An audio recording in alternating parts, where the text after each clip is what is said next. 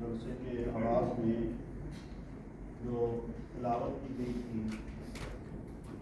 اس میں ایک آیت جو آپ کے سامنے تلاوت کی گئی اس میں اللہ تعالیٰ فرماتا ہے کہ وعد اللہ الذین آمنوا منکم وعملوا الصالحات، کہ اللہ تعالیٰ نے تم میں سے اسپیکر نہیں کام کر جو وعدہ کیا وعد اللہ الذین آمنوا منکم وعملوا الصالحات، کہ وہ لوگ جو تم میں سے ایمان لے کے آئے اور نیک اعمال بجا لانے والے ہیں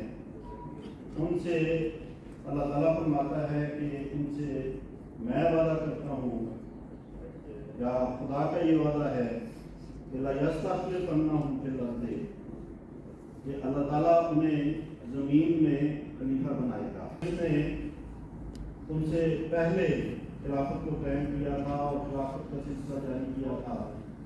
اس طرح جو ایمان لانے والے ہیں اور جو نیک اعمال بجا لانے والے ہیں ان کے اندر بھی ضرور اللہ تعالیٰ اس سلسلے کو جاری کرے گا۔ اور آگے اللہ تعالیٰ نے فرمایا کہ اس خلافت کے ذریعے سے تمہارا جو خوف ہے یہ امن کی حالت میں بدلا جائے گا، اور اللہ تعالیٰ خلافت کی برکت سے تمہارے دین کو تمکنت بخشے گا، اور اس خلافت کی برکت سے ہی خدا تعالیٰ کی جو عبادت ہے اس کا قیام امن میں آئے گا اور شرک کا کڑا کما ہوگا۔ اور فرمایا کہ ومن کفر بعد ذالک، اور جو اس کے بعد اس خلافت کا جس کو اللہ تعالیٰ قائم کرے گا انکار کر دے اور اس کو قبول نہ کرے تو پھر وہ یاد رکھے کہ فاولئک هم الفاسقون، اللہ تعالیٰ ایسے لوگوں کو فاسقوں میں شمار کرتا ہے جو خلافت کو چھوڑنے والے ہیں اور جو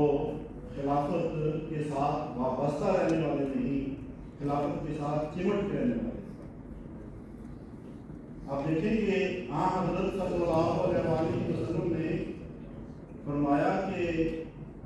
جب تمہارے اندر خلافت قائم ہو اور تم اللہ تعالیٰ کے خلیفہ کو دیکھو تو آپ نے فرمایا کہ اس خلیفہ کے ساتھ چمٹ جانا، چاہے اس کے لیے تمہارے جسم کو نوچ لیا جائے، تمہارے جسم کو تار تار کر دیا جائے اور تمہارا مال تم سے چھین لیا جائے اور تمہیں تمہاری تمام مرادوں سے محروم کر دیا، یعنی جس طرح کے بھی کانسیکوینسز ہوں، جس طرح کے بھی نتائج تمہیں بھگتنے پڑیں، ان نتائج کو بھگتنے کے لیے تیار رہنا، لیکن خدا کے خلیفوں کو نہیں چھوڑنا، اس کے ساتھ وابستہ ہے، کیونکہ جو خلیفہ ہے وہ خدا بناتا ہے۔ قرآن کریم میں اللہ تعالیٰ نے جو خلیفہ کی بنانے کی جو نسبت ہے وہ اپنی طرف رکھی ہے کہ میں خلیفہ بناتا ہوں، انی جاعل فی الارض خلیفہ، میں زمین میں خلیفہ بنانے والا، یا یہ فرمایا کہ لَيَسْتَخْلِفَنَّهُمْ، کہ وہ انہیں یعنی خدا انہیں خلیفہ بنائے گا۔ اس لیے جو خلافت حقہ ہے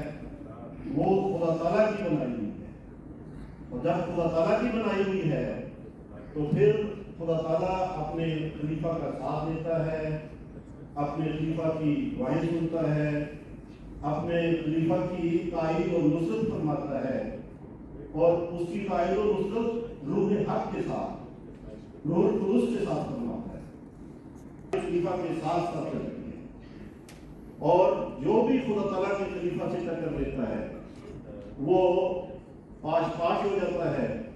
لیکن خدا کے خلیفہ کے ساتھ چمٹنے والا اور اس کا ساتھ دینے والا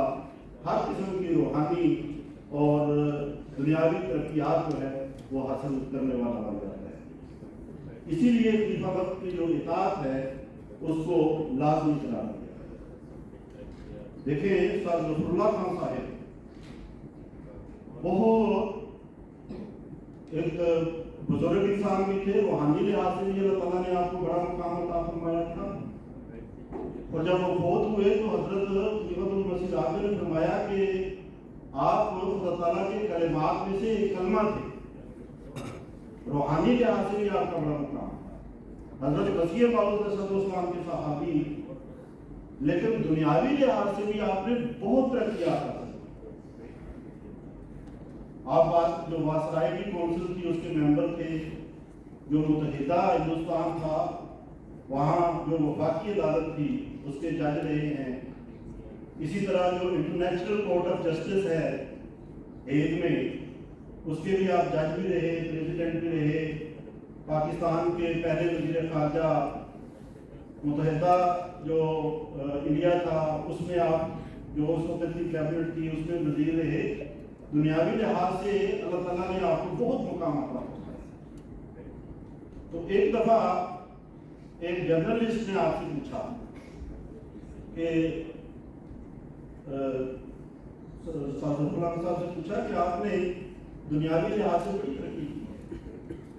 بڑی نعمتیں ہیں جو اللہ تعالیٰ نے آپ کو عطا فرمائی ہیں، آپ کیا سمجھتے ہیں کہ سب سے بڑی جو نعمت آپ کو ملی وہ آپ کے لیے کون سی تھی، کون سی ہے؟ تو انہوں نے کہا کہ اللہ تعالیٰ نے مجھے بے شمار نعمتوں سے نوازا ہے، لیکن سب سے بڑی نعمت جو مجھے اللہ تعالیٰ نے عطا فرمائی ہے وہ یہ ہے کہ مجھے اس زمانے کے امام کو ماننے کی اللہ تعالیٰ نے اور اس کے ہاتھ میں اپنا ہاتھ دینے کی اور اس کے ہاتھ پر بیعت کرنے کی اللہ تعالیٰ نے مجھے توفیق عطا فرمایا کہ یہ سب سے بڑا احسان ہے اللہ تعالیٰ کا مجھ پر جو اللہ تعالیٰ نے میرے اوپر کیا ہے۔ اسی طرح کا ایک سوال ایک دفعہ مصطفیٰ صادق صاحب نے بھی کیا کہ آپ نے روحانی لحاظ سے بڑا مقام حاصل کیا ہے اور دنیاوی بھی ترقی، دنیاوی لحاظ سے بھی آپ نے بڑی ترقی کی ہے، اس کے پیچھے راز کیا ہے؟ تو انہوں نے جو راز بتایا وہ یہ تھا، وہ کہتے ہیں کہ through out my life I will remain obedient to خدا، کہ اپنی ساری زندگی ایک بات میں نے اپنا لی تھی اور وہ یہ تھی کہ میں نے خلافت کی اطاعت کرنی ہے، خلافت کی بات ماننی ہے، جو بھی دربار خلافت سے حکم صادر ہوگا اس کے اوپر میں نے سمجھنا و اطاعنا کہنا ہے اور اس کو قبول کرنا ہے شرع صدر کے ساتھ۔ یہی ہماری روحانی ترقیات کا بھی اور دنیاوی ترقیات کا بھی۔ حضرت مسلم موعود رضی اللہ تعالیٰ عنہ نے ایک موقع پر فرمایا کہ میں تمہیں نصیحت کرتا ہوں کہ خواہ تم کتنے ہی عقل مند اور مدبر ہو، خواہ تم کتنے ہی عقل مند ہو اور مدبر ہو، اپنی تدابیر اور عقلوں پر چل کر دین کو کوئی فائدہ نہیں پہنچا سکتے جب تک تمہاری عقلیں اور تدبیریں خلافت کے ماتحت نہ ہوں اور تم امام کے پیچھے پیچھے نہ چلو، ہرگز اللہ تعالیٰ کی مدد اور نصرت تم حاصل نہیں کر سکتے۔ بس اگر تم خدا تعالیٰ کی نصرت چاہتے ہو تو یاد رکھو اس کا کوئی ذریعہ نہیں سوائے اس کے کہ تمہارا اٹھنا بیٹھنا، کھڑا ہونا اور چلنا اور تمہارا بولنا اور خاموش ہونا میرے ماتحت، خلافت کے ماتحت۔ قرآن کریم میں اللہ تعالیٰ نے جہاں بھی ذکر فرمایا کہ ان لوگوں کا جو ایمان لانے والے ہیں اور نیک اعمال بجا لانے والے ہیں، اس سے مراد وہی گروہ ہے جو خلافت کے پیچھے چلنے والا، کیونکہ وعدہ ہی ان کے ساتھ ہے خلافت کا۔ وعد اللہ والذین آمنوا منکم وعملوا الصالحات، جو ایمان لائے اور جو نیک اعمال بجا لانے والے ہیں اللہ تعالیٰ ان کے لیے اور ان میں سے خلیفہ بنائے گا۔ تو ایمان لانے والا گروہ اور نیک اعمال بجا لانے والا گروہ وہ گروہ ہے جو خلافت سے وابستہ رہنے والا گروہ۔ اور اللہ تعالیٰ نے فرمایا وَالْعَصْرِ إِنَّ الْإِنسَانَ لَفِي خُسْرٍ، کہ یاد رکھو کہ یقیناً انسان گھاٹے میں، یقیناً وہ گھاٹا پانے والا ہے۔ ہاں اس گھاٹے سے اپنے آپ کو کون بچا سکتے ہیں؟ روحانی طور پہ ترقی کون کر سکتے ہیں؟ الا الذین آمنوا وعملوا الصالحات، یقیناً وہ لوگ جو ایمان لائے اور جنہوں نے نیک اعمال بجا لائے، یعنی جو خلافت کے پیچھے چلنے والے ہیں، وہ اس خسران سے اور اس گھاٹے سے اپنے آپ کو بچا سکتے ہیں۔ آج دیکھیں کہ خدا تعالیٰ کی فضل کے ساتھ خلافت کی برکت سے خلافت میں جو وحدت کی لڑی ہمیں کھویا ہوا ہے، اور خلافت کی برکات کے نتیجے میں دیکھیں کہ خدا تعالیٰ کے فضل کے ساتھ وہ لوگ جو خلافت کی اطاعت کرنے والے ہیں، امام کے پیچھے چلنے والے ہیں، اور اپنے ہر معاملے میں وہ خلیفہ وقت سے مشورہ لیتے ہیں، خلیفہ وقت کو دعا کے لیے کہتے ہیں اور خلافت کی دعائیں سمیٹتے ہیں، اللہ تعالیٰ انہیں انفرادی لحاظ سے بھی انفرادی طور پہ بھی ترقیات عطا فرماتا ہے، اور جماعتی لحاظ سے بھی اللہ تعالیٰ نے ہمیں خلافت کی برکت سے دیکھ لیں ایک ایسی ترقیات عطا فرمائی۔ اب جرمن جماعت کو ہی آپ دیکھ لیں، یہاں جتنے بھی جرمنی میں مسلمان ہیں،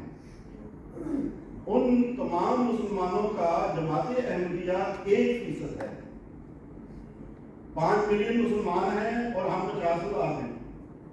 تو 5 ملین یعنی 50 لاکھ لوگوں کا ہم 1% 50,000 ہیں۔ اب 1% کی کیا حیثیت ہے دیکھا جائے، 99% دوسرے ہیں، دوسرے مسلمان ہیں، اور 1% جماعت احمدیہ ہے۔ لیکن دیکھ لیں خدا تعالیٰ کی فضل کے ساتھ خلافت کی برکت کے نتیجے میں اگر ہم 100 مساجد کی سکیم کو لیں تو دوسرے 99% مسلمانوں نے مل کے جتنی مساجد اور نماز سینٹرز بنائے ہیں جرمنی میں، ان سب سے ان کا آدھا جو ہے 50% صرف اور صرف 1% بنا ہے، یعنی آدھی مساجد اور نماز سینٹرز 99% مسلمانوں نے بنائی ہیں اور آدھی 1% مسلمانوں نے بنائی ہے، احمدیوں نے بنائی ہے۔ اتنا بڑا زمین آسمان کا فرق ہے، اور یہ کس وجہ سے؟ دوسرے مسلمان اور اسی طرح یہاں کی گورنمنٹ ابھی سوچ رہی ہے چند سال پہلے سے یہ ڈسکشنیں ہو رہی ہیں کہ امام ہاؤس بلڈنگ جو ہے یہ جرمنی کے اندر ہونی چاہیے، یورپ کے اندر ہونی چاہیے۔ ہمیں وہ امام قبول نہیں ہے جو مصر سے پڑھ کے آتے ہیں یا ترکی سے پڑھ کے آتے ہیں، وہ ہمارے معاشرے کو نہیں سمجھتے، ہمارے تہذیب کو نہیں سمجھتے، ہماری یہاں کی ضروریات کو نہیں سمجھتے، اس لیے وہ امام ہمیں قابل قبول نہیں ہے۔ اس لیے اماموں کی تربیت اور ان کی تعلیم یہاں یورپ کے اندر ہونی چاہیے۔ یہ وہ باتیں کر رہے ہیں، لیکن خلافت کی برکت سے دیکھیں کہ جماعت احمدیہ جرمنی نے اور اسی طرح جماعت احمدیہ UK نے اور کینیڈا نے کب سے جامعات کا آغاز کر دیا، اور جو مربیان ہیں اور امام جو ہیں وہ یورپ کے اندر بن رہے ہیں، اور جب ہم بتاتے ہیں کہ یہ وہ ہمارے امام ہیں جو یورپ میں جنہوں نے تعلیم حاصل کی ہے، جن کی ہاؤس بلڈنگ ساری کی ساری جرمنی سے ہے، تو لوگ حیران رہتے ہیں کہ اچھا یہاں بھی امام ہاؤس بلڈنگ شروع ہو گئی ہے اور آپ کے امام یہاں بن رہے ہیں۔ تو دنیا ابھی جو چیز 20 30 40 50 سال کے بعد سوچتی ہے، خلافت کی برکت سے اللہ تعالیٰ خلافت کے ذہن میں وہ ساری سکیمیں، وہ سارے آئیڈیاز، وہ ساری باتیں، ساری پلاننگ وہ پہلے سے ڈال دیتا ہے، اور خلافت کی برکت سے جو جماعت جب عمل کرتی ہے تو اس کی جو برکات ہے وہ جماعت کو بھی ملتی ہیں، اور جماعت اس کے نتیجے میں ترقیات کرتی چلی جاتی ہے۔ اور ان کے ننگ ان کے اوپر ظاہر ہوئے تو انہوں نے انجیر کے پتوں سے اپنے جسم کو ڈھانکا، یہ ذکر آتا ہے انجیر حضرت آدم علیہ السلام کے حوالے سے، اور زیتون کا ذکر جو ہے یہ حضرت نوح علیہ السلام کے حوالے سے آتا ہے کہ جب وہ طوفان آیا، سیلاب آیا اور حضرت نوح کی کشتی چلتی رہی اور وہ جودی پہاڑ پر جا کے ٹھہری، اور وہاں پھر جو کبوتری ہے وہ زیتون کا پتا اپنے منہ میں رکھ کے، اپنی چونچ میں رکھ کے وہ آئی تھی اس کشتی کے اندر، اور اس سے وہ کہتے ہیں کہ حضرت نوح کو اندازہ ہوا کہ اب پانی اترنا شروع ہو گیا ہے، اور اب جو درخت ہیں وہ پانی سے اوپر ہو گئے ہیں، اور اس کے 1 ہفتے کے بعد پھر حضرت नूह अलैहिस्सलाम पानी उतर गया और आप कश्ती से बाहर आ गए। तो जैतून का ताल्लुक हजरत नूह अलैहिस्सलाम से, और तीन व जैतून व तूर सीनीन का ताल्लुक हजरत मूसा अलैहिस्सलाम से है, क्योंकि हजरत मूसा अलैहिस्सलाम तूर पहाड़ पर गए थे। वह हाज़ल बलदल अमीन, और इस घर यानी इस शहर मक्का का जिक्र, उसका ताल्लुक नबी करीम सल्लल्लाहु अलैहि वसल्लम से है। तो चार मुख्तलिफ तजल्लियात का अल्लाह ताला जिक्र करता है, और उस जिक्र करने के बाद अल्लाह ताला क्या फरमाता है? अल्लाह ताला फरमाता है कि लक़द खलक़नल इंसाना फ़ी अहसनि तक़वीम, कि हमने इंसान को आसने तकवीम से पैदा किया, यानी हमने तदरीजन आहिस्ता आहिस्ता इंसान को जिस्मानी लिहाज से भी, दिमागी लिहाज से भी, इर्तिकाई तौर पे इंसान को तरक्की की है, और रूहानी लिहाज से भी हमने जो उसको कवानीन दिए, जो तालीम दी, वो तालीम भी आहिस्ता आहिस्ता तरक्की करते हुए ऊपर गई, और उस तालीम पर अमल करने के नतीजे में इंसान जो है वो आसने तकवीम को पहुंचा। हज़रत आदम अलैहिस्सलाम, हज़रत नूह अलैहिस्सलाम, हज़रत मूसा अलैहिस्सलाम, नबी करीम सल्लल्लाहु अलैहि वसल्लम के ज़रिए से तालीम मुकम्मल हुई। आगे अल्लाह ताला क्या फरमाता है? फरमाता है देखो, इन तमाम अंबिया के बाद उनकी हिस्ट्री को देख लो, उस तजल्ली को देख लो जो उनके ऊपर हुई थी। हर नबी के बाद अल्लाह ताला ने खिलाफत का सिलसिला कायम किया। हाँ, हज़रत सल्लल्लाहु अलैहि वसल्लम ने फरमाया कभी कोई नबी नहीं आया जिसके बाद अल्लाह ताला ने खिलाफत का सिलसिला न कायम किया। और आम हज़रत सल्लल्लाहु अलैहि वसल्लम ने इसीलिए फरमाया कि खिलाफत अला मिनहाज नबूवत कायम हो। गैर अहमदी उलमा जो हैं वो कहते हैं हाँ जी खिलाफत कायम होगी। वो कहते हैं हमारे पाक रसूल हज़रत मोहम्मद मुस्तफ़ा सल्लल्लाहु अलैहि वसल्लम ने फरमाया हुआ है कि खिलाफत कायम होगी, अला मिनहाज नबूवत कायम होगी। हमें नहीं पता कैसे होगी, लेकिन पाक मोहम्मद मुस्तफ़ा सल्लल्लाहु अलैहि वसल्लम का क्योंकि इरशाद है कि होगी, ये बात आपकी जरूर पूरी होगी। कैसे होगी हमें नहीं पता। यहां तक कहते हैं हमें नहीं पता कि कैसे होगी, होगी जरूर। ये खिलाफत अला मिनहाज नबूवत का वादा है, ये वादा पूरा होगा। भाई नबी आएगा तो फिर खिलाफत होगी ना, अला मिनहाज नबूवत होगी। नबूवत का दरवाजा तुम बंद कर रहे हो, नबी आ नहीं सकता तो फिर खिलाफत कैसे कायम हो? इसीलिए कहते हैं हमें नहीं पता। हमें तो पता है कि अल्लाह ने नबी भी भेज दिया, और उस नबी के बाद अल्लाह ताला ने 27 मई को खिलाफत का सिलसिला अपने वादे के मुताबिक जारी कर दिया, और फरमाया कि वो खिलाफत क़यामत तक रहेगी। बाद लोग आजकल इंटरनेट पे वो अहमदी जो मुर्ताद हो गए हैं, जिन्होंने अहमदियत को छोड़ दिया है, या जिनको अहमदियत ने बाहर निकाल दिया, वो गंग थे, और अहमदियत ने कहा कि इस गंग को हम अपनी जमात के अंदर कबूल नहीं कर सकते, उनको निकाल दिया, और वो वहाँ प्रोपेगेंडा करना शुरू कर देते हैं कि जी देखिए खलीफतुल मसीह राबे ने फरमाया था कि खिलाफत बिगड़ जाएगी, खिलाफत बिगड़ जाएगी, एक वक्त आएगा खिलाफत बिगड़ जाएगी। अब खिलाफत बिगड़ गई, तो मौजूदा खिलाफत के ऊपर वो गंद उछालते हैं और कहते हैं कि खिलाफत बिगड़ जाएगी। किसी ने हुजूर से ये सवाल किया तो हुजूर ने फरमाया हाँ, हज़रत खलीफतुल मसीह राबे ने ये फरमाया हुआ है, बल्कि आपने नहीं फरमाया, हज़रत मसीह मौऊद अलैहिस्सलाम ने फरमाया हुआ है। लेकिन हज़रत मसीह मौऊद अलैहिस्सलाम ने ये फरमाया हुआ है कि पहले इस खिलाफत की बरकत से अहमदियत फैलेगी, फूलेगी, बढ़ेगी, और सारी दुनिया में छा जाएगी, और उसको गलबा हासिल हो जाएगा। और जब गलबा हासिल हो जाएगा जमात को, तो जब अपनी इंतहा को पहुंच जाएगी तरक्की के लिहाज से, तो फिर हर इंतहा को सवाल है, तो उसके बाद सवाल शुरू होगा। हुजूर ने फरमाया कि जो ऐसी बात करने वाले हैं पहले उनसे पूछे गलबा कहाँ है। अगर गलबा दिखा दो तो फिर हम मान लेंगे कि खिलाफत भी नाउज़ुबिल्लाह बिगड़ चुकी है। तो गलबा पहले है, इंतहा तरक्की की पहले है, फिर उसके बाद देखेंगे क्या होता है। इसलिए खुदा तआला के फजल के साथ जो खिलाफत है वो अला सिरात मुस्तकीम है, और वही इस सिरात मुस्तकीम पे रह सकता है जो खिलाफत के साथ चिपकेगा। जो खिलाफत से हटेगा قرآن کریم کی اسی صورت میں اللہ تعالیٰ نے فرمایا کہ ثم رددناہ اسفل سافلین، کہ جو خلافت کو نہیں مانے گا، جو خلافت سے دور ہٹے گا، وہ اسفل السافلین میں جا گرے گا، وہ پستیوں میں جا گرے گا۔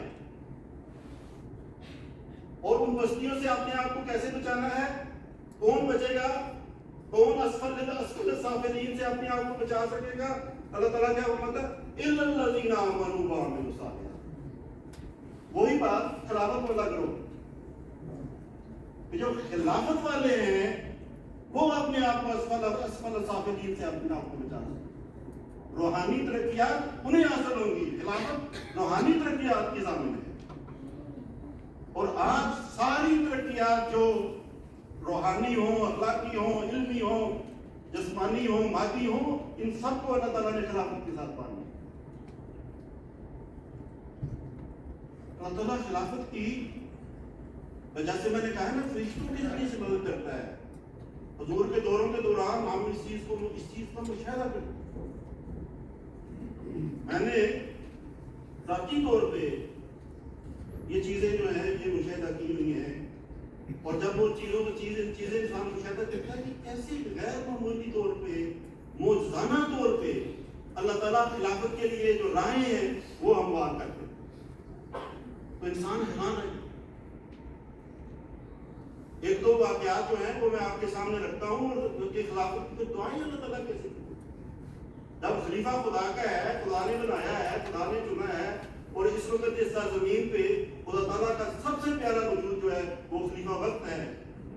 تو کیسے ممکن ہے کہ جس کو خدا نے خود کرسی خلافت میں بٹھایا اللہ تعالیٰ اس کی دعائیں نہ سنے؟